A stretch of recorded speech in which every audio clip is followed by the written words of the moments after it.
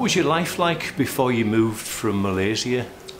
Oh, my life to England was a bit depressed because I was a LGBT gay, so I can't stay in Malaysia. That's why I come to UK for asylum. And what did you do in Malaysia? What was your job? I was a businessman. I run an iron factory shop. I have 2 cars, 2 trucks and 2 houses. Why did you come to the UK? I come to UK because my wife found that I'm gay, so he took my children away to USA, America, so I didn't have contact until now. So you still don't have contact with your children? No, not at all. And why did your wife choose to go to the USA? My ex-wife chose to go there because she got family in USA. Okay. Just so they can look after the children when they're young. When my youngest was 4 years old at the time, the older one is only 6 years old. And how long is it since you came to the UK? I come to UK in 2005. It's about 15 years ago. What did you do when you got here? When I arrived here in UK, I was in London.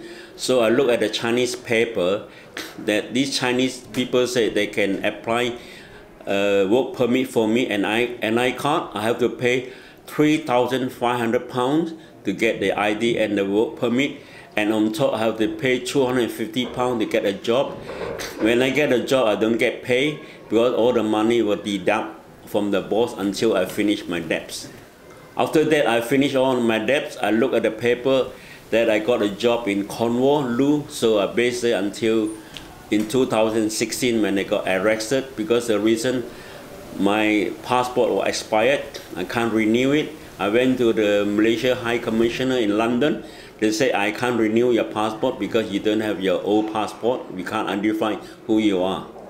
Okay, and was it 11 years you worked in Cornwall? Yeah, about 10 to 11 years, yeah. Long time. And what were you doing? I was doing in front desk, plus a supervisor and manager job. And sometimes if the driver don't turn up, I have to be a driver to do delivery of food also. And was that in a hotel, did you tell me? No, it's a Chinese restaurant. Chinese restaurant? In okay. Loo, yeah. Was that a good job for you? Yeah, I really enjoy the work there because that's why I can stay there so long. And I meet a lot of new customers, a lot of friends. And every year when we celebrate our Chinese New Year, we invite those kindergarten, nursery children to come to our restaurant, have a free meal. And I will tell them the story how we celebrate our Chinese New Year. And now we dress up like a Chinese man with all the suit. And we tell them the story, we give them a red packet, they call it ang pao, so to make the children happy. Okay. So you worked in Cornwall for 11 years, and then what happened? When I was working there, the Immigration Enforcement Office came to check one of the Chinese men. He didn't report, so they want to arrest him with a court order. And unfortunately, I was in the front desk, and he asked my ID. I said, my passport expired, I didn't have my ID with me. What happened after that? After that, they detained me in the police station in Plymouth for 24/7. Then they transferred me to London. This one called Hammersworth. I was there for 10 months. Was that in a detention centre? Yes, detention centre Hammersworth in London. Right. And what was it like in the detention centre? Oh, that's horrible because you've been locked up from 8 p.m. to 8 in the morning, then you can go out. Luckily, I was interpreter. I work as a birdie, so I can walk to any wing or any places. I'm quite free to move around. Right. But you couldn't leave the premises at all? They were yeah, closed. You're not allowed to go out because all the gates are locked. You only can be inside the centre, but not outside, all indoor. Okay. Would you say you were reasonably treated in the centre or not? For me, they treat me quite well because I'm a birdie, I'm an interpreter, so I do a lot of work for them.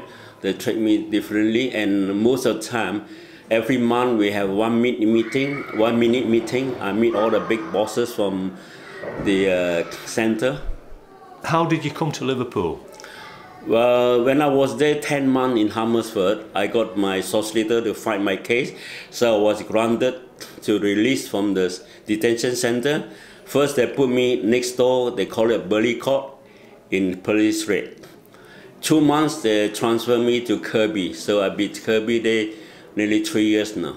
So after 2 months outside the centre, you transferred to Kirby? Yes. Right.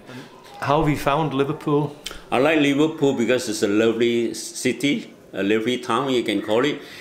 People are friendly, so I meet a lot of people, especially when I go on the train. If I carry a heavy stuff like shopping, most of the staff will help me to carry down to the platform.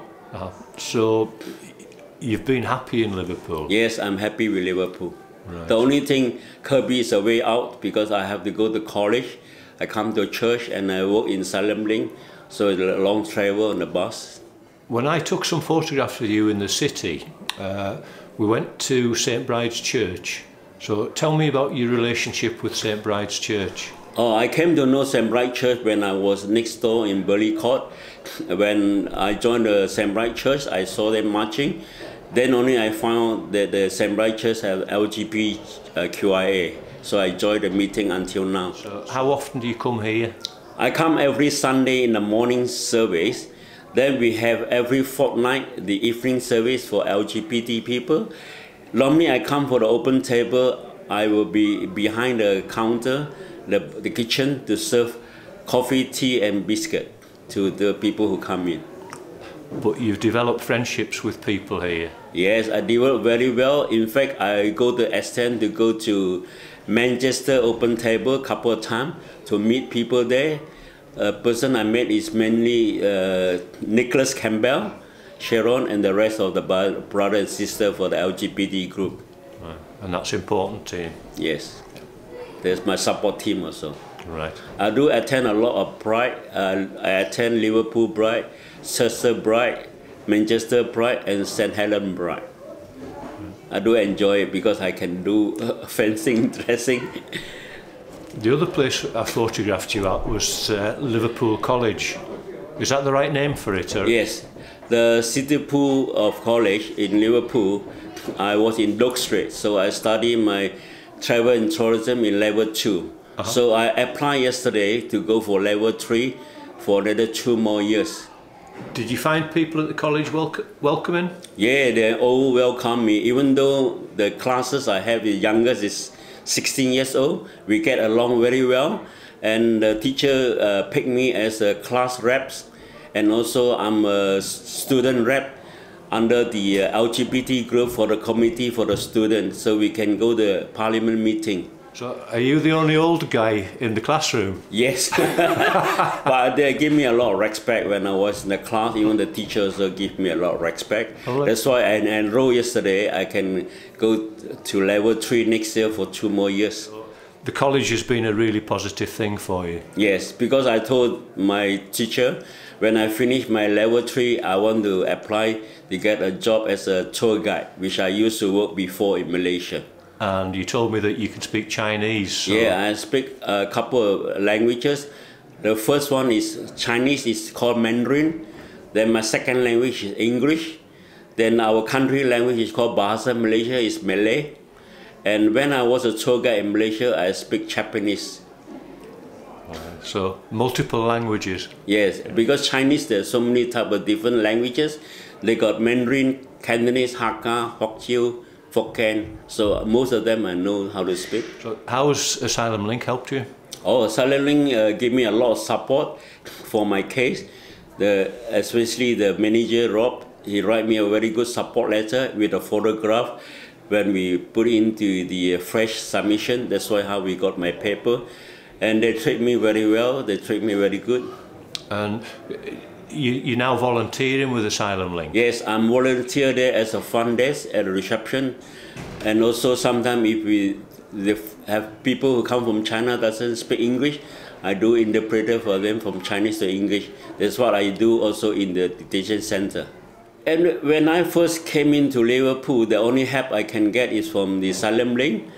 That's why I went into them. Then they give me the list of solicitor, a lawyer, address to go and contact. And finally, I got the immigration advice service by the name of Helen Samitra. She was amazing, awesome. She got my paper done, and we filed in about 500 pages for my further submission.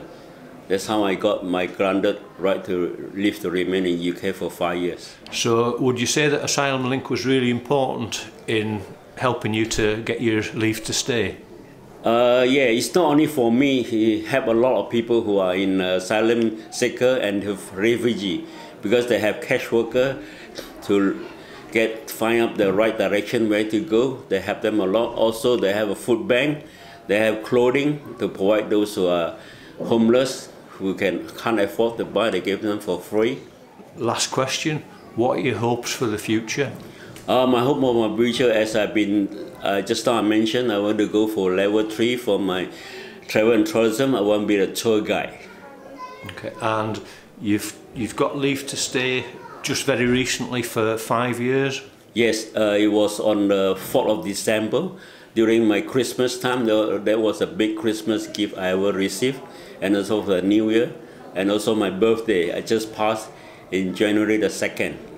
Right. So that was a brilliant sort of present for Christmas. Yes. And a great start to the new year. Yes, an amazing gift that I received.